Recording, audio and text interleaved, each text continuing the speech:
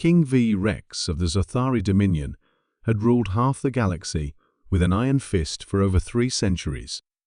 His empire stretched across star systems like a living organism, devouring planets and civilizations that dared to resist.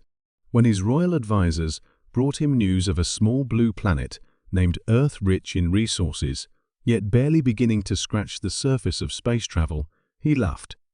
"Primitive mammals," V. Rex sneered from his obsidian throne. "They will fall before the might of the royal fleet, like dry leaves before a storm."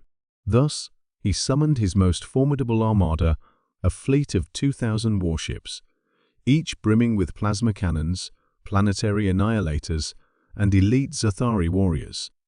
The royal banners, depicting a burning sun over crushed worlds, fluttered from every ship as they warped across the stars towards the solar system.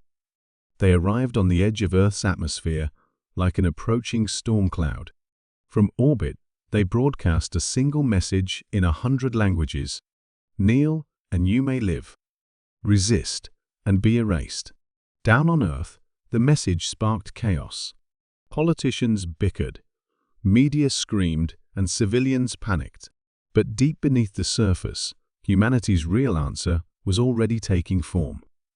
General Sophia Reyes, Supreme Commander of Earth's Joint Defense Forces, stood before a vast screen inside the unified command bunker. Around her, the best minds humanity had to offer: strategists, scientists. Soldiers waited for her decision. "They think we're defenseless," she said, her voice calm as a glacier. They forgot what desperate humans can do. Within hours, Operation Iron Fist was in motion. The first surprise came when the Royal Fleet's scout ships descended to seize Earth's major cities. They encountered strange, flickering signals, decoys created by Earth's cyber warfare divisions. Entire cities seemed to vanish, replaced by shifting holograms and electromagnetic storms that blinded sensors.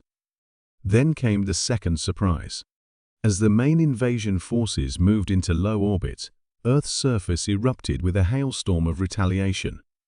Thousands of hypersonic missiles launched from hidden silos, submarines, and even civilian cargo ships modified into weapon platforms. Kinetic rods, tungsten spears, dropped from orbit, tore through the invaders' shields with the force of small nukes. The Zothari had come expecting frightened farmers with pitchforks. Instead, they faced a species that had spent thousands of years perfecting the art of killing. Admiral Vrock, commanding the fleet under King V. Rex's orders, watched in horror as 24 royal dreadnoughts exploded in brilliant, silent bursts of flame and debris. Earth's primitive-looking weapons were devastatingly precise. Worse yet, humanity's satellites unleash swarms of autonomous drones, each programmed with simple orders: seek and destroy. "They're adapting," Vrock shouted, slamming a fist onto the command console. "Deploy the planet burners. Leave nothing alive." A series of massive energy cannons activated on the Zothari flagships. Their beams lanced down towards Earth, only to be intercepted mid-space by blinding counterlasers and missile barrages. The humans fought like devils, sacrificing machines, satellites, even entire cities if needed, but refusing to let a single beam strike the surface unopposed. The third surprise was psychological. Every time a Zothari ship was destroyed, the humans broadcasted snippets of music, war cries, and most disturbingly laughter. They sang songs of defiance in every language, from old Earth battle hymns to punk rock anthems. The Royal Fleet had faced rebellion before, but never this raw, infectious madness. Fear, for the first time in centuries, began to gnaw at the edges of the Zothari ranks. After 72 hours of brutal fighting, the Royal Fleet was no longer a formation, it was wreckage scattered across orbit, burning trails across the sky like falling stars. Admiral Vrock, aboard the crippled flagship Tyrant's Glory, opened a desperate channel to King V. Rex. "My king," he croaked, blood oozing from a gash above his eye. "Earth is, unconquerable. Their spirit is it.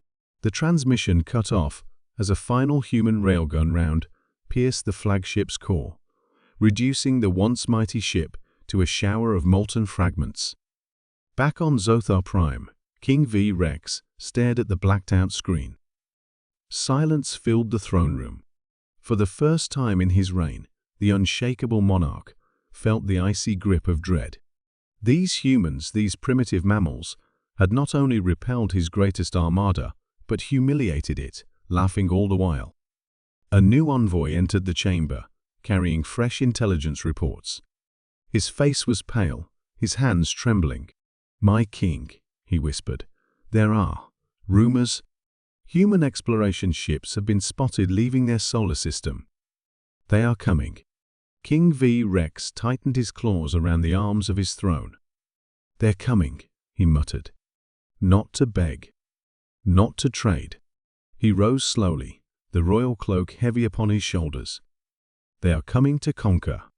And for the first time, the king of the Zothari Dominion realized the galaxy had a new apex predator. And it was human.